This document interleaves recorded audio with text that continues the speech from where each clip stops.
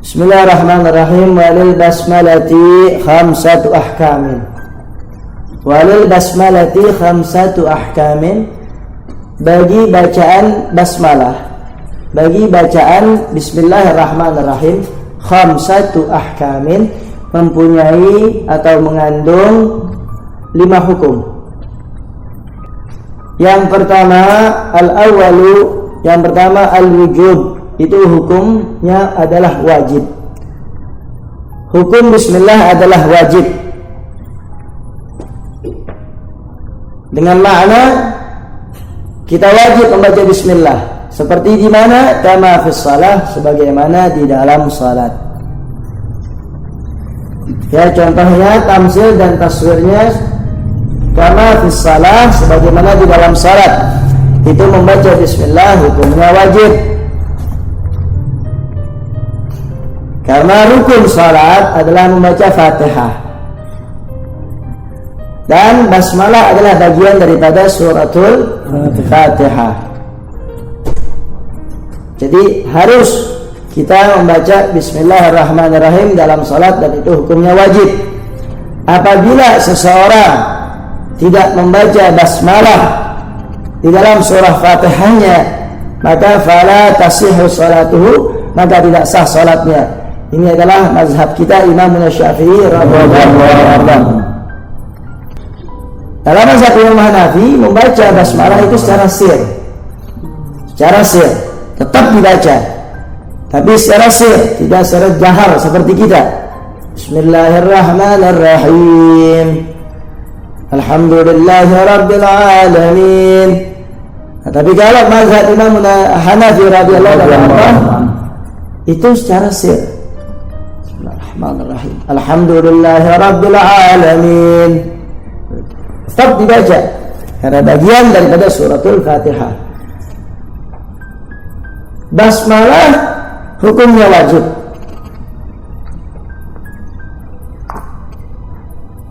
yaitu sebagaimana di dalam salat. Wasani, yang kedua, al-hurmatu 'alal muharrami lidzatih, yaitu hukumnya haram yang memang diharamkan atas zatnya. Hukumnya haram ala muharrami lidzatihi, yang memang dasarnya sudah zatnya diharamkan. Contohnya apa? Kasyurbil khamri, minum arak, atau meminum hal-hal yang memabukkan. Ya, khamar,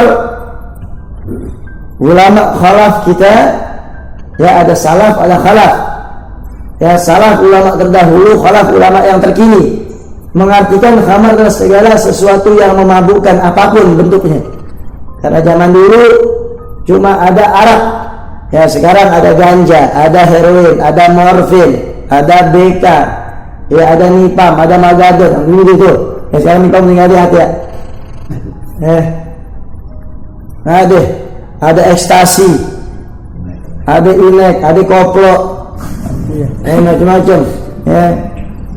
Jadi apapun yang memabukkan itu haram hukumnya. Kullu khamrin 'alaina muharram, semua yang memabukkan hukumnya haram, termasuk mabuk cinta. Termasuk mabuk cinta hukumnya haram, kecuali cinta kepada Allah, kepada hadratul Rasul, itu sudah haram. Kenapa mabuk cinta pun hukumnya haram? Karena biasanya orang kalau dia mabuk cinta, dia lupa akan salat, dia lupa akan kewajiban dia sebagai seorang muslim maupun muslimah. Orang tua pun berani dilawan, "Neng, jangan sama dia, Neng, kurang baik." Urusan apa, Bu? Saya ngejalanin. Dilawan orang tua. Inilah dia, karena mabuk cinta. Nah, ini cinta yang hakiki adalah cinta kepada Allah, kepada Rasulullah, kepada guru, dan kepada orang tua. Itulah yang menjadi filosofi daripada mahabbatus salihin. Jadi kullu khamrin 'alaina muharram, semua yang memabukkan di atas kita hukumnya diharamkan, apapun itu. Karena orang yang mabuk pasti lupa diri, fly dia. Ya, fly. Nah, sekarang membaca bismillah ini hukumnya haram bagi apa-apa kalau dia mengerjakan sesuatu yang memang haram. Contoh kasyurbil khamar, dia mau minum nih atau dia mau ganje, baca bismillah 21 kali dia mau tidur. Dengan tujuan apa? Biar kagak mabuk, biar kagak nembak. Mau diminum berapa kali shoot juga tetap nggak bakalan muntah dia. Kalau kata anak sekarang nembak, diminum nih bismillahirrahmanirrahim, bismillahirrahmanirrahim, bismillahirrahmanirrahim. Ngaco itu. Ya.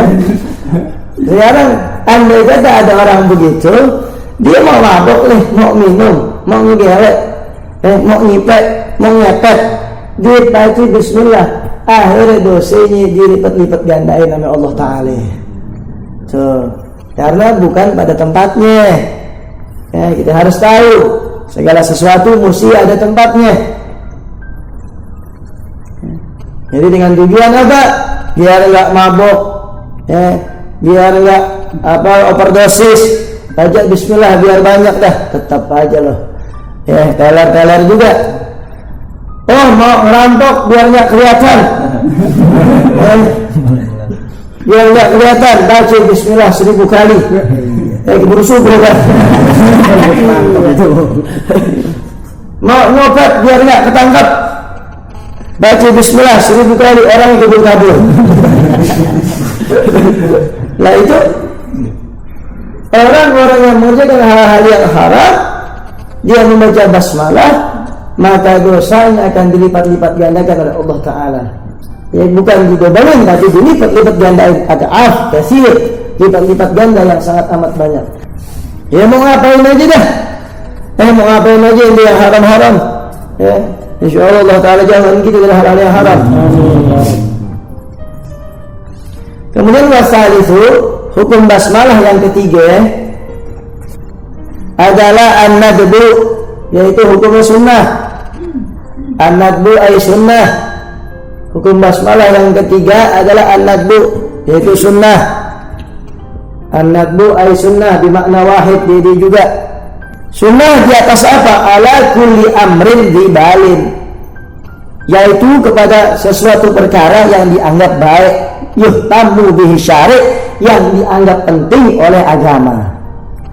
Itu yang dianggap baik, yang mempunyai peranan oleh agama, yaitu halin yuhtamu bihi syar'an, yaitu satu perkara yang dianggap penting. Itu yuhtam yang dianggap penting atau dianggap baik. Ihtamma yuhtamu. Nah, yuhtam majhul. Yuhtamu dianggap penting oleh agama. Hukumnya sunnah, apapun yang dianggap baik oleh agama baca bismillah, hukumnya sunnah.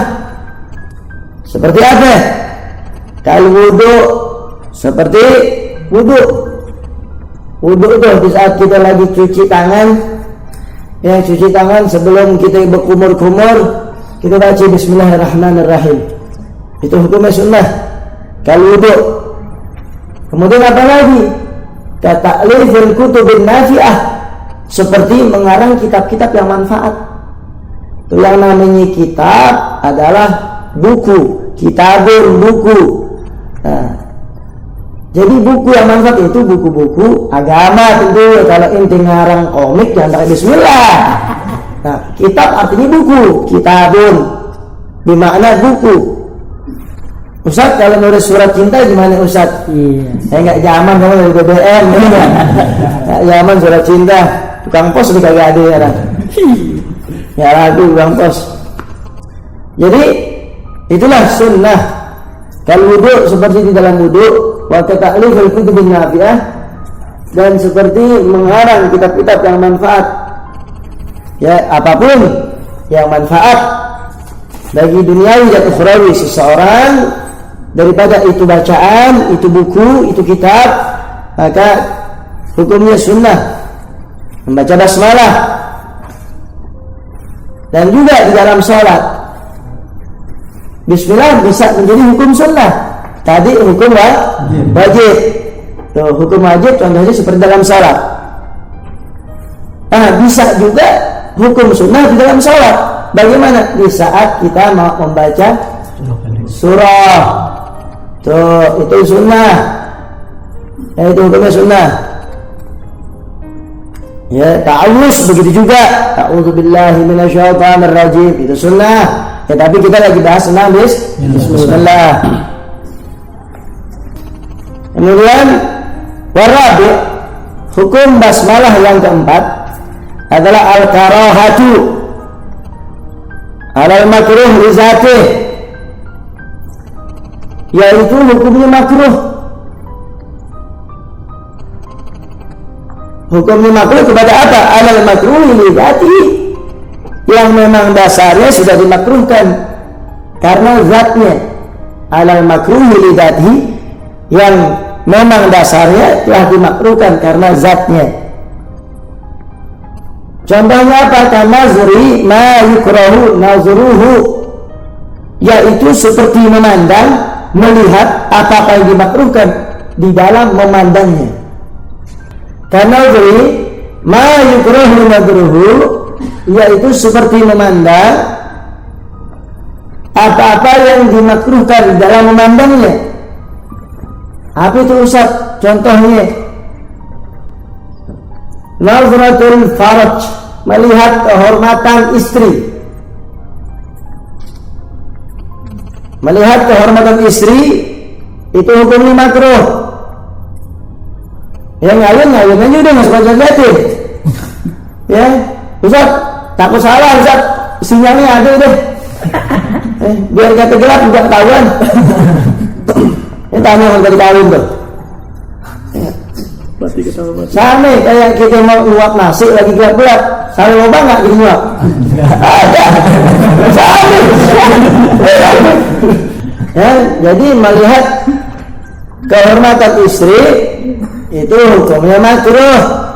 Bahkan dalam hadis sahih, ya disabdakan oleh hadis Rasul sallallahu alaihi wasallam, memandang kehormatan istri yurisul a'ma, itu dapat mewariskan kebutaan. Ya, kalau kita saban mau ngayun, kita liatin aja. Kita liatin, kita kagumin deh nih. Kita kagumin, bagus juga bentuknya. Akhlak nih, gitu. Ini bukan ngomong kotor, ngomong ilmu. Iya enggak? Oh, Masya Allah, udah punya anak 10 masih raki juga nih. Ya, belum bemplek kan gitu. Liatin. Nah itu gak boleh. Makruh.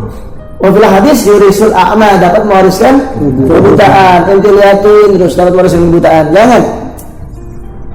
Lihat baginda Rasul sallallahu alaihi wasallam. Jangan kata melihat kehormatan istri-istrinya, melihat kehormatan beliau saja dari mulai dilahirkan sampai beliau dipanggil oleh Allah, belum pernah beliau melihat kehormatannya sendiri. Beliau belum pernah melihat kehormatannya sendiri. Ya makanya, ya, salaf kita pun radhiyallahu anhu mengajarkan itu. Dan bagi para pelajar, penghafal, terkhusus penghafal, kita tidak diperbolehkan terlalu sering. Kalau untuk tidak melihat sama sekali mungkin tidak bisa, ya. Orang-orang biasa seperti kita tidak bisa. Tapi salaf kita sangat menganjurkan untuk tidak sering melihat kehormatan kita sendiri. Karena apa? Membuat kalis apalan. Dan itu sudah saya buktiin sendiri. Apa jadi buktiin? Begitu baca kitab dapat ini nasihat, malam ngapalin subat. Ngapalin subat. Apa itu? Subuh mandi liatin. Setoran sama Walid. Iya. Padahal udah gantak bener, udah cakep bener, atau apa lagi, gancang bener, hilang kalis lagi. Nah jadi buat penghafal ilmu agama itu jangan melihat sering-sering daripada kehormatannya sendiri. Ya, illa wa illa, kecuali memang ada hajat. Kecuali memang ada hajat. Ya, memang kalau tidak ada hajat jangan. Ya sekarang kita mau istinja pun tidak perlu melihat. Ya, istinja pun tidak perlu melihat, bisa kita tinggal ambil dayung atau pakai shower, sudah kita istibra. Ya, kita istibra, kelar sudah. Ya, seperti itu. ya, kecuali memang ada hajat, ya ada hajat, silahkan. Kemudian hukum yang kelima, wal khamis, hukum yang kelima adalah al-ibahah. Itu hukumnya ibahah, itu mubah. Alal mubahat allati la syarafa fiha, itu hukumnya mubah bagi yang tidak ada kemuliaan di dalam pekerjaannya atau di dalam mengerjakannya. Al-ibahah alal mubahat allati la syarafa fiha, itu hukumnya mubah allati la syarafa fiha, yang memang tidak ada kemuliaan di dalam mengerjakannya. Contohnya apa? Karena kelimaka min makan ila makanil akhar, seperti mindahin satu barang dari satu tempat ke tempat yang lain. Ente ngangkat gelas, ini nggak ada kemuliaan ngangkat gelas. Ente megang handphone, nggak ada kemuliaan megang handphone. Ente angkat ini handphone, baca Bismillahirrahmanirrahim, ini hukumnya mubah. Dan sebab ente baca Bismillahirrahmanirrahim, ente dapat keutamaan membaca Bismillah. Ente buka pintu, ente ngapain aja, ya baca Bismillah. Jadi pokoknya hal-hal yang baik yang makanya dibalil adalah hal-hal yang baik atau yang dianggap penting oleh agama. Ente mau buka pintu baik, kecuali ente buka pintu buat tolong. Iya. Ente buka pintu, ente mau starter motor, ente mau nyelah motor, ente mau nyuci motor, Bismillah, Bismillah. Tuh. Karena ingat hadis kemarin, kul amrun dibalil, yang dipandang baik, ayuh tamu bihi syar'an, yang dianggap penting oleh agama, la yubda'u, tidak dimulai pada itu perkara di Bismillahirrahmanirrahim, dengan bacaan Bismillahirrahmanirrahim, fahuwa abta, maka itu kerjaan ay magtu min barakatillah, terputus daripada keberkahan Allah. Jadi baca, biar apa yang kita kerjain semua dapat keberkahan. Baca Bismillah. Nah, tapi paling tidak jangan ditinggalin kalau mau tidur, baca basmalah 21 kali, mau tidur siang kek, mau malam kek, baca 21 kali. Jangan ditinggalin tuh. Fadilahnya menjaga kita daripada mati mendadak. Tuh, salah satu fadilahnya Ustaz ingat tuh. Terus menjaga kita daripada kecolongan, rampok, kebakaran di saat kita tidur. Itu fadilah yang saya ingat. Ya, dan menjaga daripada itu mati mendadak tadi. Itu banyak ya fadilah-fadilahnya, sampai ada satu kitab khusus membahas itu. Ya, jadi itulah hukum-hukum Bismillah. Jadi baca Bismillah dalam hal-hal apapun selagi bukan hal-hal yang haram. Kalau hal-hal yang haram, ya seperti tadi kita mau andai kata ada seseorang dengan ngipek, pengen ngegelek, ya dia baca Bismillah, yang mana itu hukumnya haram dengan tujuan supaya dia nggak mabok, maka menjadi dosa tersebut dilipat-lipat gandakan oleh Allah Subhanahu wa taala.